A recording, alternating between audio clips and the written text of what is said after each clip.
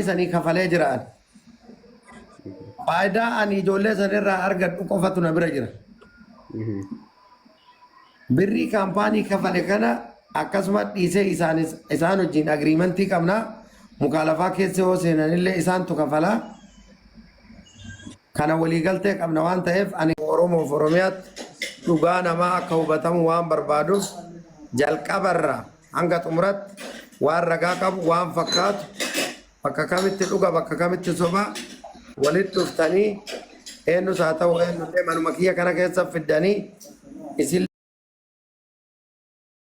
gaafattanii isin tun immoo nama hubannoo hin qabne nama lakkooftee mallaqa sana hamma isaa dambeeyne wallaahi billaahi baay'ee garaa nama yaadda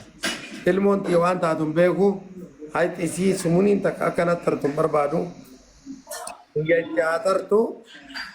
waan jiru laalaa qulqulleessa anallee na qulqulleessa ani kaleellee mana naasiritti illee dubbadhee ture waan kana namni keenya yeroo baay'ee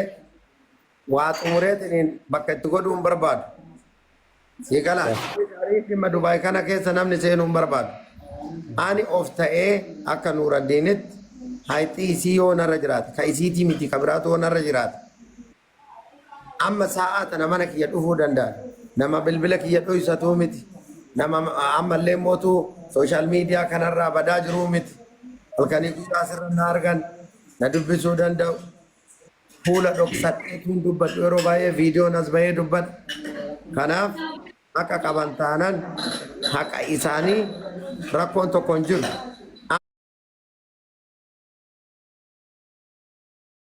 ammas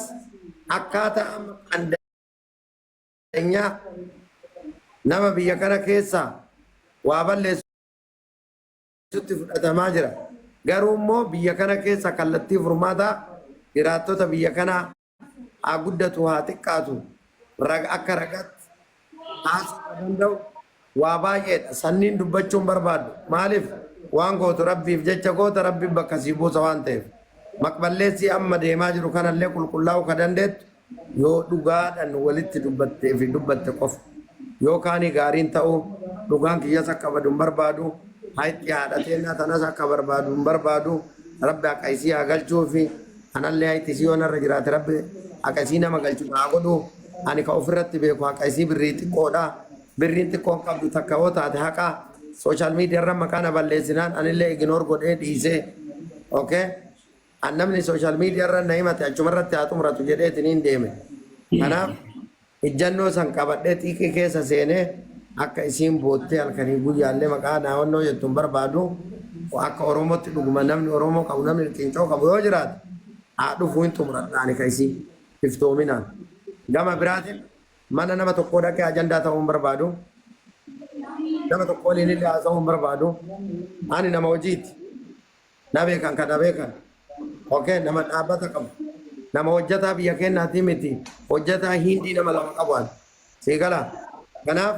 nama gargaara malee akka namni na gargaarullee hin barbaadu namoonni na beekan waan ta'eef baay'ee yeroo rakkoo san keessattuu nama nyaanne har'aa miti siigala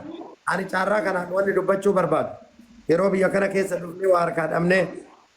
biyya kana keessatti shamarraniin jiraatta laata shamarran mallaqa nuu kennantu jira obboleessa kiyya kumaan 500 2,000 birriin ijoolleen sun nuu kennite ijoollee san nuu hin beeknu amma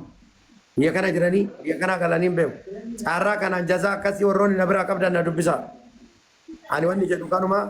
rakkoo biyya kana yoo jiraate agai risiitii yoo qabaate kallattii lamaan argachuu danda'a kana bira jirus kana nama bira jirus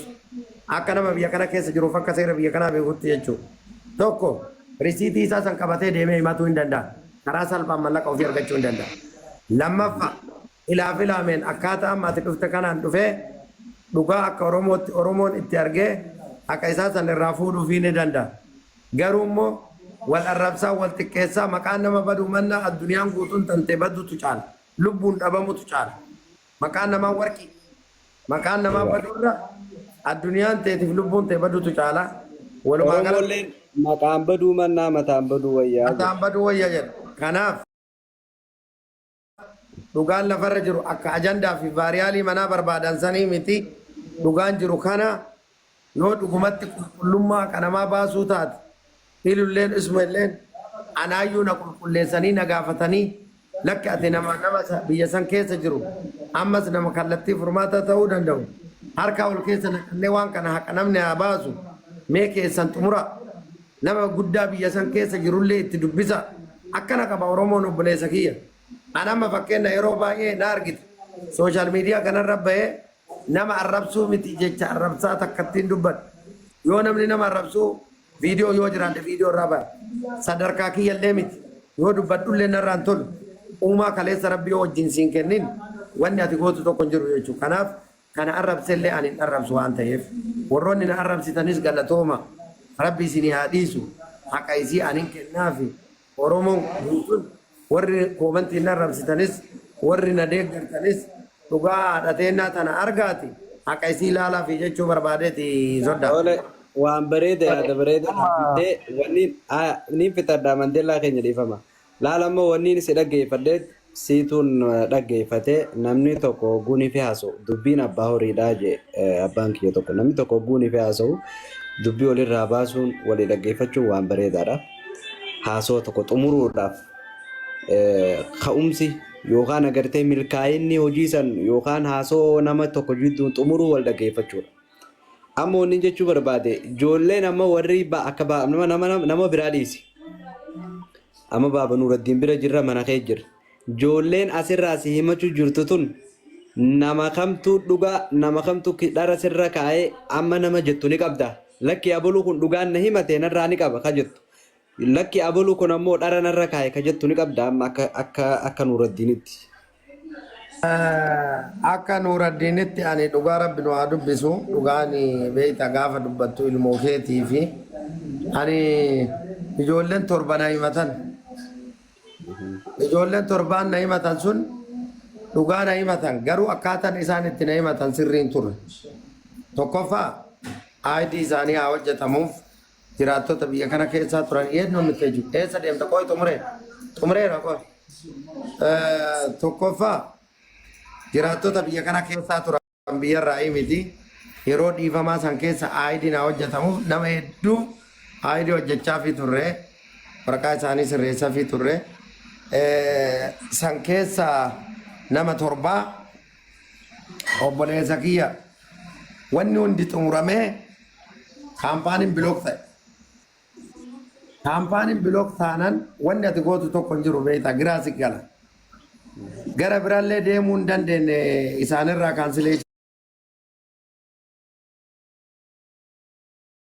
Wanti kaampaanii sanii kafalee jiraan. Faayidaa ani ijoollee sanirraa argadhu qofatu na bira jira. Birrii kaampaanii kafale kana akkasuma dhiisee isaan wajjin agriimantii qabnaa mukaalafaa keessa yoo seenanillee isaantu kafalaa. Kana waliigaltee qabna waan ta'eef ani ka'ee biyya deeme hajaa Arjentiidhaaf. Ji'a ja'a turee dhufe. Gaafa ani biyya deemu Itoophiyaa gaafa an bulu bu'u suuraa ani eerpoortii ittiin deeme maxxanfattee obboleettiin teenya takka na himattee sana booda nama narra qindeessitee 10,000 fudhatee biyya galee jedhan fooqii ijaarataa jira saamee biyya galee jedhan. Ani bakka dhaqeellee deebii itti kennuuf baay'ee yaalaa ture keessaanillee hanga tokko tasgabbeessuuf ture gaafa sooshaal miidiyaa kanarra fiidee dhayitu bar ajandaa ho'isuuf osoo hin taane tokko akka namaa uumu laala yaadni kiyyaaf yaadni kee garagara. Ani waan sani dhugaa jirtu faaktii jirtu dubbattee evidensii kee argisiiftee yeroo naa kennaa jettaan wanni jiru kana. Baay'ee kanuma dubbachaa ture sii gabaabsa hin deebi'ee biyyarraa deebi'ee jennaan ijoollee jahaa aayidii isaanii akka irraa hojjetu kaampaanicha dubbifee